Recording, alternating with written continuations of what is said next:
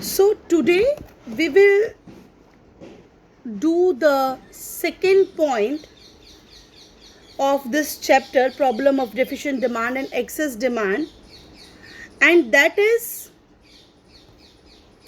problem of deficient demand. Okay, now what are the problems we face when the demand is deficient? First of all, we will go through with the concept of deficient demand. Deficient demand का मतलब क्या होता है? Deficient demand means deficiency of AD. When there is deficiency in AD यानी कि aggregate demand की कमी जब है तो that is known as deficient demand. This is very simple. Trust me students, this is very simple. You just get confused with terminology.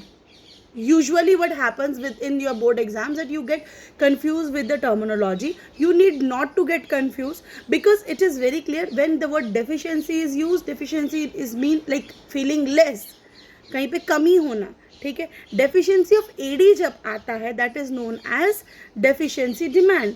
Demand is said to be deficient when it is lower than what is required for the fuller utilisation of resources. कब माना जाएगा deficient? की जितनी हमको ज़रूरत है, कि हम कहते हैं कि सारे के सारे रिसोर्सेज फुल्ली यूटिलाइज्ड हो गए, वो सिचुएशन तक में, ठीक है, वहाँ तक हमारी वो उतनी डिमांड हम नहीं कर रहे हैं जिसके अंदर की सारे रिसोर्सेज को पूरी तरीके से इस्तेमाल कर लिया गया है. और AD is deficient when it does not permit fuller utilization of production capacity. AD तभी भी डेफिशिएंट है जब आपकी जितनी प्रोडक्शन कैपेसिटी है एक इकोनॉमी के अंदर, एक स्टेट के अंदर जितनी भी प्रोडक्शन कैपेसिटी है कि वो कितनी चीज़ों का, गुड्स का और सर्विसेज का मैन्युफैक्चर कर सकता है, उतना वो नहीं कर रहा, फुलर यूटिलाइजेशन नहीं हो रहा. क्योंकि कब कोई प्रोड्यूसर नहीं बनाएगा? If you are getting money, of course you will make it, and if you are not making it, it means you are not doing the fuller utilization of that your resources. So what does it mean कि कहीं ना कहीं demand नहीं है. अगर मैं एक चीज़ बनाती हूँ, अगर मैं ये हेडफोन्स बनाती हूँ मान लीजिए, और इसकी डिमांड ही नहीं है, तो I will not produce them. तो मेरे जो रिसोर्सेज होंगे वो पड़े के पड़े रह जाएंगे. ठीक है, समझ में आ गया आप लोगों को बात? Now, कहते हैं according to KNS, AD is deficient when it is less than AS corresponding to full employment in the economy. Economy में फुल एम्प्लॉयमेंट चलने के बावजूद जब AD is deficient but is less than AS, supply के सामने आपके पास AD कम है, आपकी एग्रीगेट सप्लाई ज़्यादा है और डिमांड जो है वो कम है, तब हम बोलते हैं कि आपकी डिमांड जो है वो डेफिशिएंट है.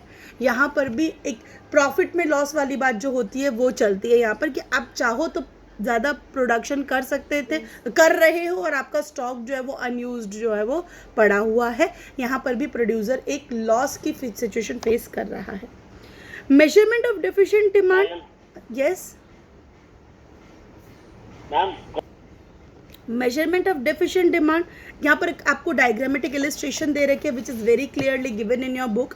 If you can see, to origin X axis Y axis पे दिखाया गया है आपका aggregate demand, and X axis पे दिखाई गई है आपकी इनकम GDP.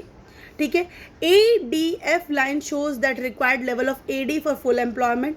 AP जो दिखा रहा है आपका, वो दिखा रहा है आपका फुल एम्प्लॉयमेंट.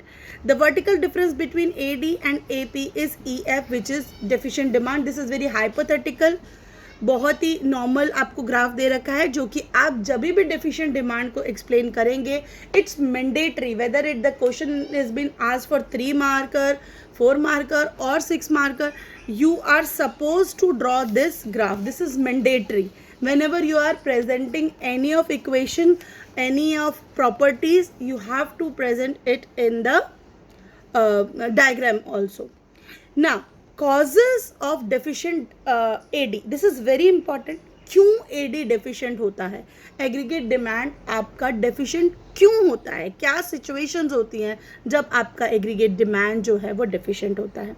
पहला, reduction in private consumption expenditure. What ever a house hold is हाँ, जो हमारे खुद के प्राइवेट एक्सपेंडिचर्स होते हैं, जब हम उनमें कमी ले आते हैं, दैट इज नोन एज पहला deficiency of aggregate demand. Like अगर हम बहुत अच्छा सा एग्जांपल ले लेते हैं, अभी जो हालात चल रहे हैं, ठीक है, इन हालातों में क्या है कि everyone wants to spend less, कम से कम चीज़ें हम खर्चना चाहते हैं, तो उस टाइम पैसे खर्चना चाहते हैं तो हम अपनी डिमांड्स को कम कर लेते हैं. तो जो प्राइवेट कंजम्पशन एक्सपेंडिचर्स हैं, जब उनको रिड्यूस कर दिया जाता है तो वो डेफिशिएंट डिमांड की तरफ जाता है. Reduction of private investment expenditure I. अब जब आप स्पेंड नहीं कर रहे तो इन्वेस्ट करने का भी सवाल नहीं उठता ऐसे टाइम पे, because people want more of liquidity, cash in hand ज़्यादा से ज़्यादा रखने की कोशिश करेंगे. ठीक है, तो वो इन्वेस्टमेंट्स भी अगर जब नहीं है आपकी, तो वो भी आपकी इनकम जनरेट आपको नहीं करके देती. It may reduce the situation of poor business expectation. It has happen in all the market economies of the world in the year 2015-16. 15-16 में बहुत बड़ा डिप्रेशन आया था.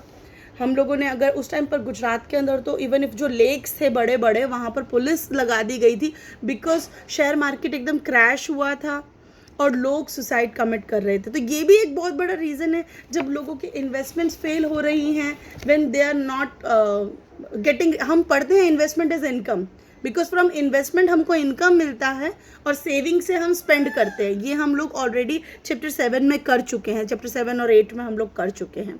ठीक है, तो ये आपको समझ में आया. वो था 2 सेक्टर इकोनॉमी में. अगर हमारी 2 सेक्टर इकोनॉमी है तो हम सीधा सीधा देखते हैं प्राइवेट कंजम्पशन हमारी रिड्यूस हो रही है, प्लस प्राइवेट इन्वेस्टमेंट एक्सपेंडिचर्स भी हमारे रिड्यूस हो रहे हैं बेटा.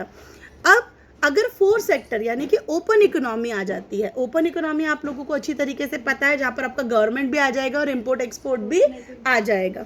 तो जब अगर वो सिचुएशन है तो क्या होता है कि आपका डेफिशिएंट डिमांड होता है. First is reduction in government expenditure. Government अपने एक्सपेंडिचर्स में कट ऑफ कर रही है तो भी आपकी डिमांड जो है वो कम हो जाएगी, क्योंकि डिमांड तो डिमांड है. Producer have to make it either for the private users और फॉर द गवर्नमेंट. अगर गवर्नमेंट भी उस चीज़ को स्टेक पे डाल रही है, गवर्नमेंट भी उस काम को नहीं कर रही है, तो प्रोड्यूसर के लिए तो वो एक लॉस ही है.